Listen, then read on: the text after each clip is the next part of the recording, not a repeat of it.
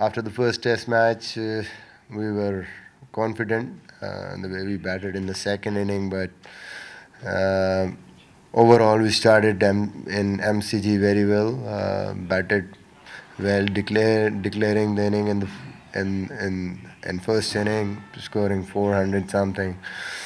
I think the last day of MCG, that was the biggest disappointment of the tour. Our bowling is always our strength, but in this series, bit disappointed that we could not take 20 wickets in any test match, and that's why we were so behind in every game. A lot of positives in the team.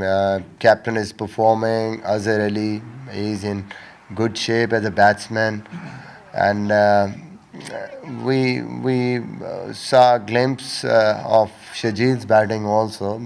He's a destructive player. He looked in good form, so that's a positive. A lot of new faces also, change mindset, and overall, I think we can do well because one day cricket suits us, and it's a 50-over game, and if you play on a day well, you can win the game. Misbah, I was just wondering how you think that Nathan Lyon and Steve O'Keefe might go in India. You know, you've faced them this summer and you've faced them in the UAE as well. How do you think they'll handle the conditions over there?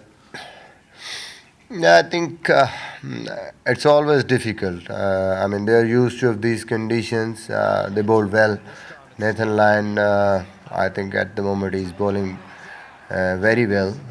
But if you compare Australian conditions with Indian conditions or any Asian conditions, there is a difference of bounce, which normally spinners get here in Australia, and that's why I think when our spinners come here, uh, it's difficult for them to just get used to these conditions and utilize that bounce into their favor. And when the bowlers from here goes to Asia, and they